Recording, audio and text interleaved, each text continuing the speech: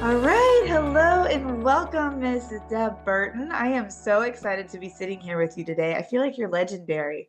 I've heard your name in so many different places, and it's like she knows her stuff. You have been in the senior care industry for quite some time, and according to your bio, you have done all kinds of things. So I am excited to learn from you and for you to just be sharing your genius with us all. Thank So you. Thank you for let's having me. yeah, absolutely. So let's get started and just give me a quick little rundown about you, who you are. Everybody likes to know about family and all that. So let's hear a little bit about who you are and what you are currently doing. So I have been in the industry for darn near 30 years now. I'm not too sure how that happens when I'm only 35, but but I've really been blessed to be a part of the industry. I knew at a young age that this is what I wanted to do. I was one of the few people that really knew what I wanted to do when I got older. It was really inspired by my grandparents. They lived in La Jolla, and in the 40s, they actually started the very first Arthur Murray Studios in the 40s in LA, and then they would end in New York. So they would fly back and forth.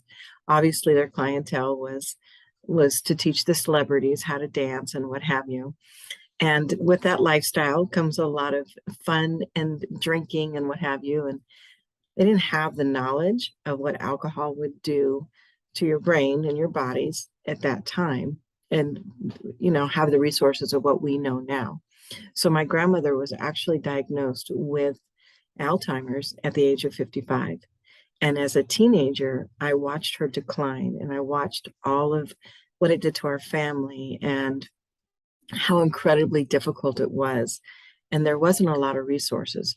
And so I knew as a teenager, if I could be an advocate for what my grandmother went through, that I was going to do it. Because she ultimately ended up having her leg amputated above her knee and was bound to a wheelchair for the last 8 years of her life. Knowing that she was a dancer, I still get kind of emotional about it, because just to know that that was preventative. I mean, if someone was just paying attention a little bit more, she would have had her leg. And so I think that, again, at a very young age, I knew that this was my purpose in life.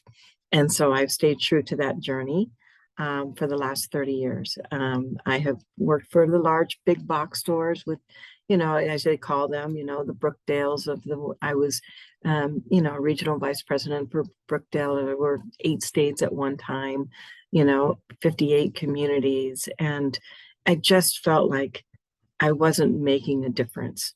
Um, and then I was diagnosed with cancer. I decided to take a break. And during that break, I have a lot of phone calls, and I have good days and bad days. And that's how Alliance Senior Consulting was actually birthed, if you will.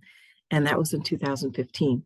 So I've had my consulting company dedicated to assisted living, post acute care since that time. And so I've been really, really blessed with the opportunity to help entrepreneurs get in the business, get out of the business when they're ready, and everything in between.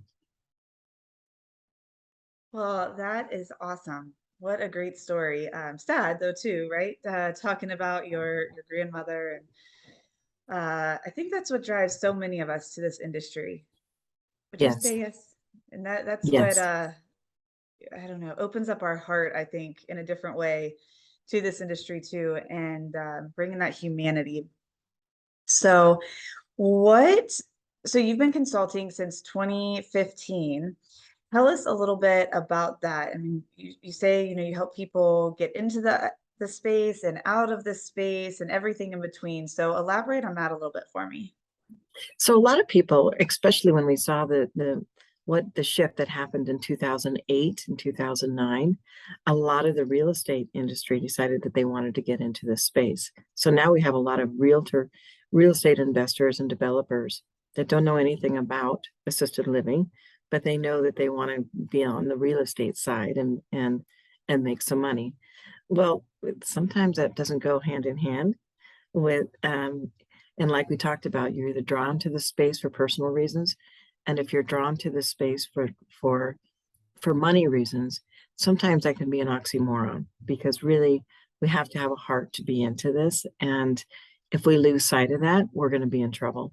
And I think on some projects in some areas, I think people are got in trouble, because they're just not in it for the right reasons. And so I became an expert, if you will, in navigating the person that just wants to be the investor versus trying to find that culture and the compliance and the licensing and anything and everything that goes along with it. So I've had the opportunity to convert skyrise hotels in Arizona to assisted livings, which was quite interesting, um, to just the mom and pop that wanted type individual, a couple that want to honor their grandparents and open up just a 6-bed facility that's in a residential home. So I've worked with the Jewish senior living in San Francisco. We did a huge high-rise building there. So I've been involved in every ounce of, new development, redevelopment, acquisitions, startups, turnarounds, anything and everything. And it's been really a fun ride. That's amazing. That is so cool. So, what has been like one of your favorite adventures? Like, or yeah, what has been one of your favorite adventures in this space doing all of that?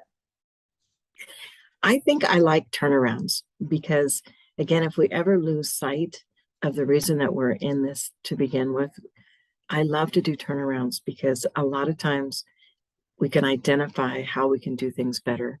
And it's always looking at how that impacts the resident that's going to live there. So I really enjoy going in and educating maybe someone that got in the space and didn't realize all of the details and all of the importance of compliance or having policies and procedures in place and knowing how to have a quality assurance program and really cultivating their staff and developing help to develop their brand and what sets them apart, what is their culture. A lot of people just they don't think of those things. And so when I can go in and do a turnaround project and know that the staff are happy, that they stop having turnaround, that there's systems in place, and that the residents are happy. They've got nutritious meals. Everything has been just turned around. That's very rewarding. So I think that that's probably my favorite thing to do. That's awesome. Yeah, yeah, definitely. You spoke about a lot of things there. So the quality assurance program, what does that entail? If somebody was getting into this space and you said you got to have a quality assurance program, what is something, how would you elaborate on that a little bit for them? I think it's really, I mean, it can be so complicated or it can be very easy. And I always like to take a common sense approach to things of really who is dedicated to making sure those details that we promised are taken care of, for one. And we take a look at, and it can be in a clinical and it can be physical. And sometimes the physical plant, maybe it's the maintenance person that takes on that. Maybe you have a whole quality committee team and you pick out certain topics every quarter that you're going to focus on to really turn that around.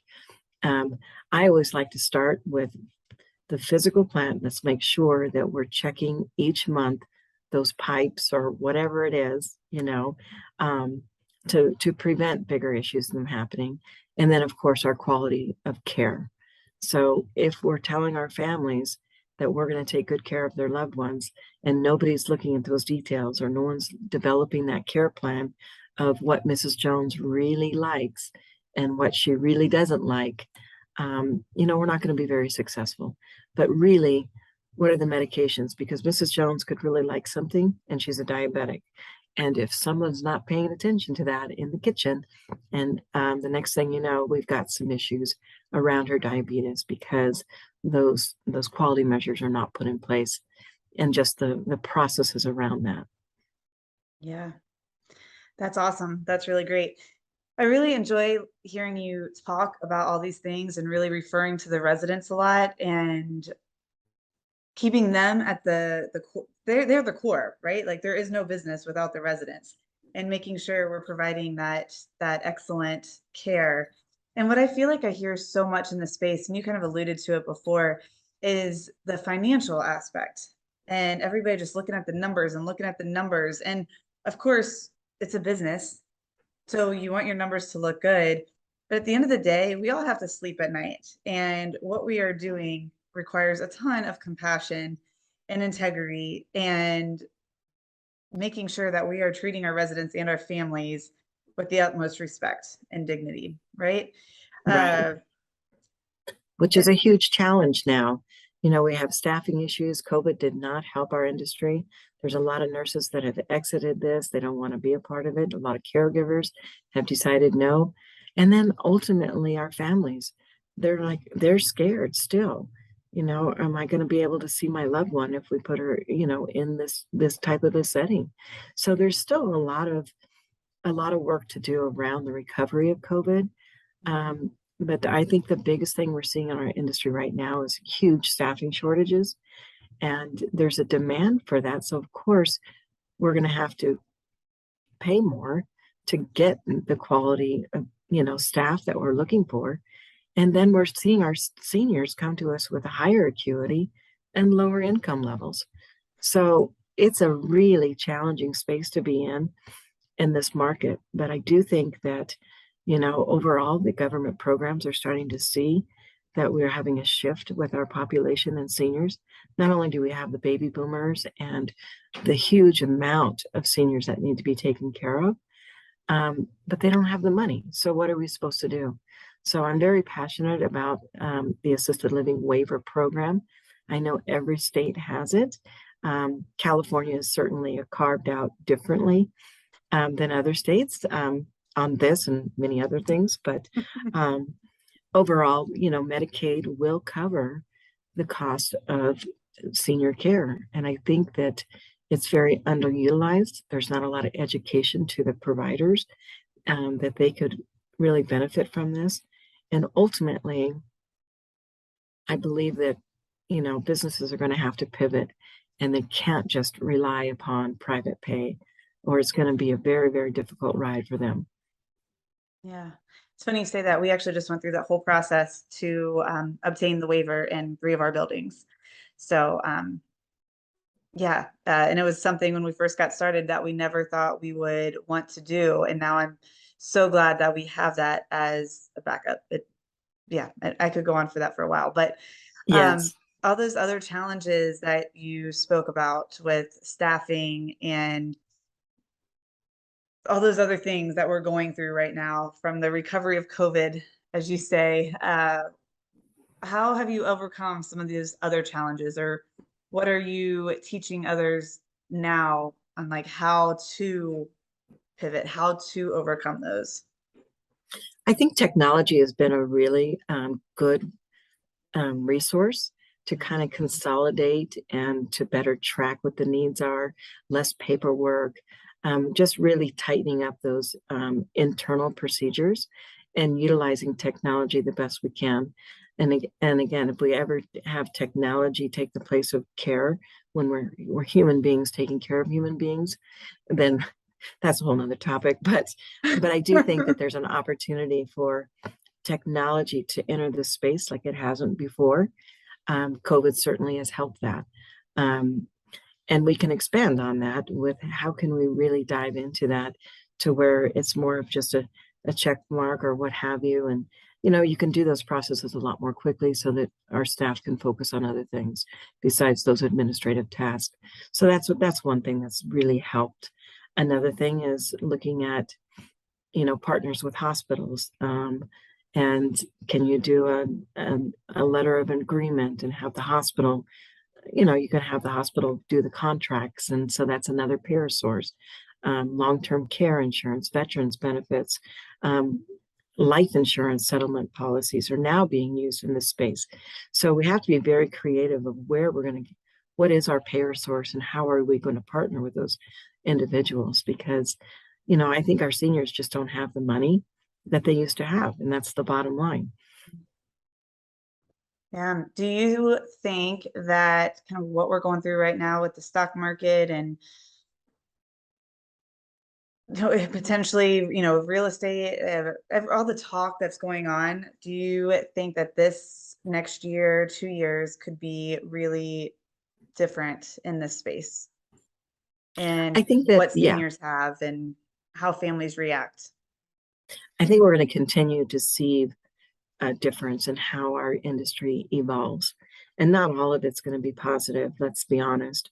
But as the market changes, um, so do human beings. But there's always an opportunity. I think that we're going to continue to see the need where there's a demand. We're going to figure out how to meet that demand. And those that are paying attention and know how to do this right are going to see the benefits of it. Mhm. So Yeah. I think we're going to see the next couple of years, the ones that are experienced, they're going to rise, and the smaller ones are going to start to say, maybe this isn't the right fit, and start to, make some different decisions. Mm, that's really interesting. So, on a positive note, though, somebody wanting to get into this space, what would you say to them? I always ask why they want to get into it. It's really important when you're dealing with clients and individuals, what their why is. You know, um, if they just say they want to make a good investment, then I know how to educate them differently, Mhm. to make sure that it's the right fit. Because I don't ever want to see somebody get in this space, make decisions that are not for the right reasons, and ultimately see them fail. So I always want to know what their why is. And of course, it is a business, and people do want to make good, positive investments. So, yes, that makes sense that they want to make some money. But I always want to know what their story is around their family. Do you have a loved one? Can you relate to this industry in any way? Mhm. Because it's challenging. And if you don't have that emotional pull, or the understanding of the space that you're getting into, it can be more difficult. Yep. I couldn't agree more. That why is so important in this industry. It's important in any business that you're doing, but definitely this, especially if you're going to be hands-on at all. If you're going into it taking a completely passive approach and you have somebody else that is skilled and knowledgeable in the space and they're running the show, that's a little bit different. But if you're wanting to be involved at all, yeah, you got to have a big old why behind it. Exactly. And a big old heart. Yes. Yep.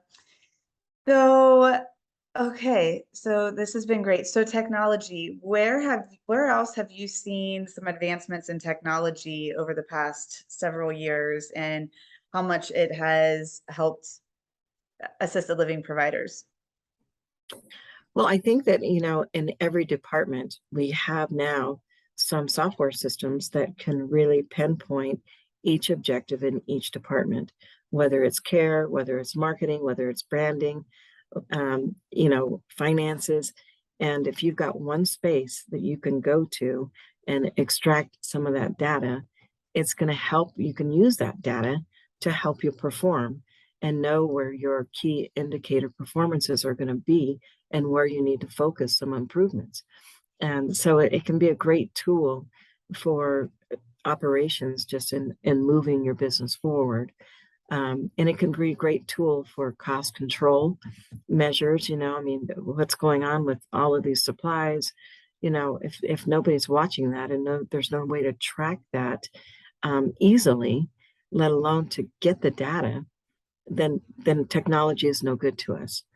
So I'm starting to see a lot more education around technology, but then not just say that we have it, but are you really using it to the full potential so that you move your business forward? So um, I can't say enough about it because, I come from the old school pen and paper. Oh, we can't find that. We got to do another care plan. But who has the chart? You go to chart and somebody else has their file. I mean, it's just I'm dating myself now, but I mean, things have come such a long way away from those days to where it frees us up to do other things that are more important. But we have the information at the touch of our hands, and information is powerful. Yeah, absolutely. That's great. So let's see. So you are in California, and do you work with others then in other parts of the country? I know you had mentioned Arizona before, or do you really try to just hone in on California, especially with being so involved in the waiver program? No, I serve anywhere that there's a need. I mean, I've gone to, Arizona, Nevada, mostly on the West Coast and in Oregon. I've spent a year on some projects in Oregon. But no, I'll go where there's a need because I'm such an advocate. I just love this space. And if it's the right project, I'll go to any state. That's awesome. All right. So what else? Let's see. To be inspiring. Oh, I know. You talked also about culture, and I love talking about culture.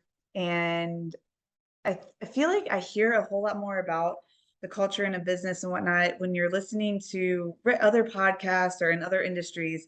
But in this industry, I feel like sometimes it's this like missing piece. Do you feel that Mhm. way? I do. There's such a disconnect from our mission, values, and vision. We talk about that all the time, and in some facilities they don't even have that. So other communities you can go into, and it's plastered all over and framed, and they just talk it and they walk it and they just really stand behind it. But you know, there's so much that goes into this that every single day, a lot of operators are in reaction mode. They have their to-do list, but they get there and they're reacting to whatever it is for the day. And then by the end of the day, they're exhausted and not one thing got done on their list. And a lot of times that is development of culture. So if you can outsource that and really bring it in, have a plan around it, and have those key committee members or what have you, and just drive that home of this is who we are, this is why we are, and this is what we do, and this is what sets us apart. I mean, you have to make room for those conversations because there's such a disconnect from, hey, grand opening to, oh my gosh, who didn't order what? And, you get involved with the day-to-day stuff. It gets lost in a hurry. Yeah. So you talk about like key committee members and assigning people for the quality assurance program and that kind of thing. So let's say you have somebody just starting out and they're starting with an 8-bedroom home and they're thinking, okay, I'm taking this all on kind of myself. I'm even going to be working some shifts. And you're telling me to point people to do these things. How do, what do I even look for? How do I do that when I feel like I'm taking this all on myself? What would you say to them? Yeah. I think that, regardless of the size of your community, you have to have some key important things and put in place that are just your musts. You must do this. We must have it clean. We must be professional. We have to wear our uniforms or we're not. There's just your basics of what do we look like? What do we feel like?